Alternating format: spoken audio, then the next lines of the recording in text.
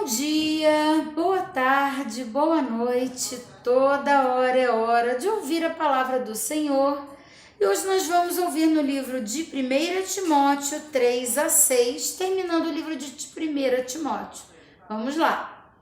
Esta afirmação é digna de confiança se alguém deseja ser bispo, deseja uma nobre função. É necessário, pois, que o bispo seja irrepreensível, marido de uma só mulher, moderado, sensato, respeitável, hospitaleiro e apto a ensinar.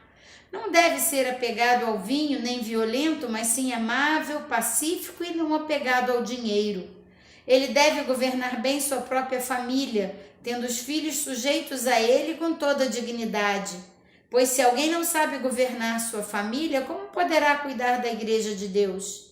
Não pode ser recém-convertido para que não se ensoberbeça e caia na mesma condenação em que caiu o diabo. Também deve ter uma boa reputação perante os de fora, para que não caia em descrédito nem na cilada do diabo. Os diáconos igualmente devem ser dignos, homens de palavra, não amigos de muito vinho, nem de lucros desonestos. Devem apegar-se ao ministério da fé com a consciência limpa. Devem ser primeiramente experimentados, depois, se não houver nada contra eles, que atuem como diáconos. As mulheres igualmente sejam dignas, não caluniadoras, mas sóbrias e confiáveis em tudo. O diácono deve ser marido de uma só mulher e governar bem seus filhos e sua própria casa. Os que servirem bem alcançarão uma excelente posição e grande determinação na fé em Cristo Jesus.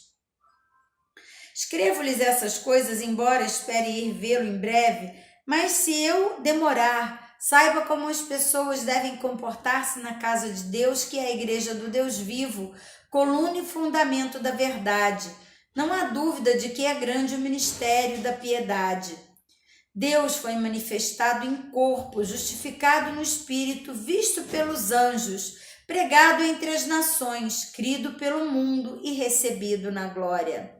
Capítulo 4.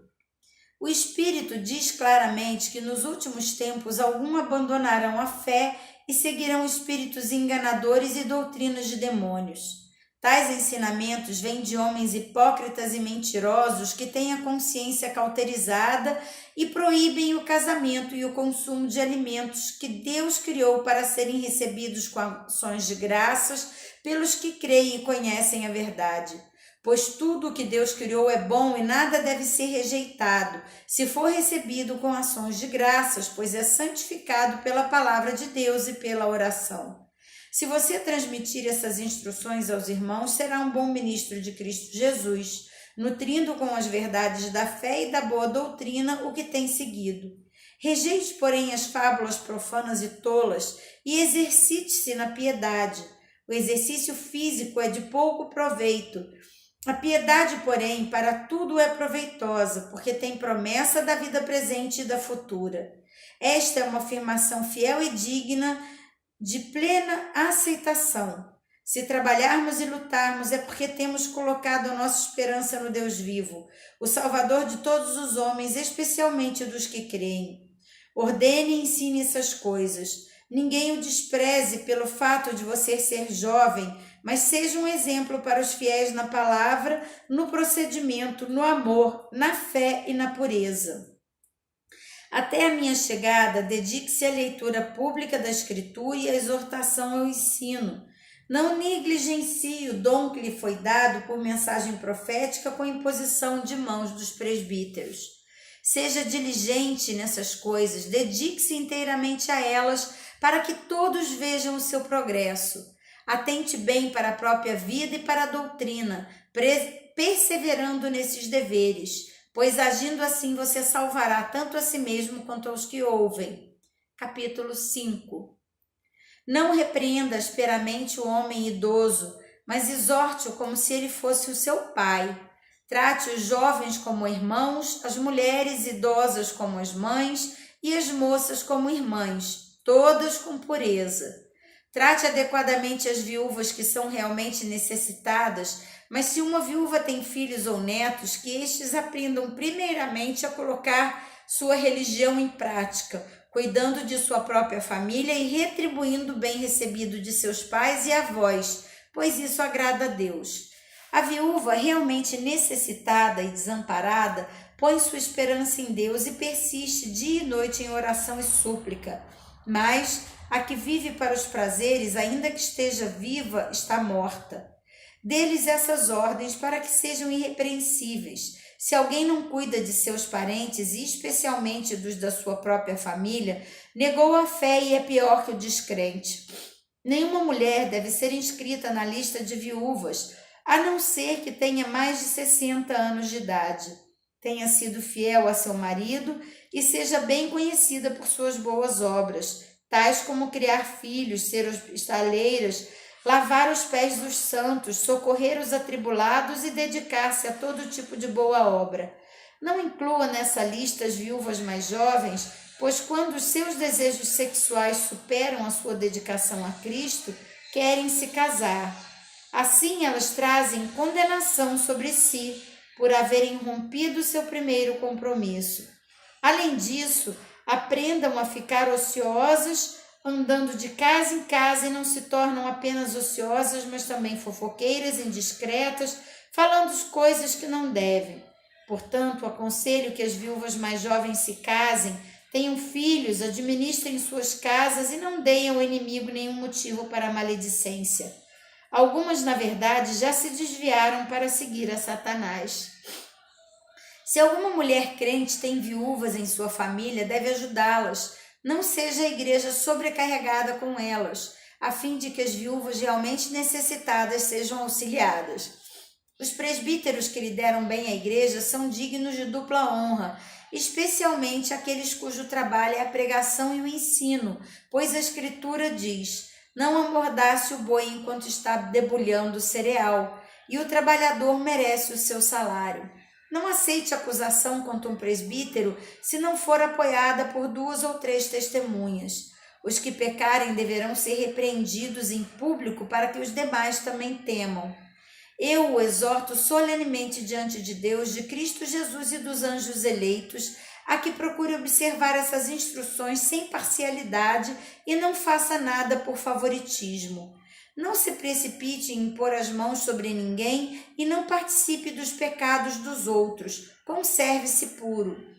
Não continue a beber somente água. Tome também um pouco de vinho por causa do seu estômago e das suas frequentes enfermidades.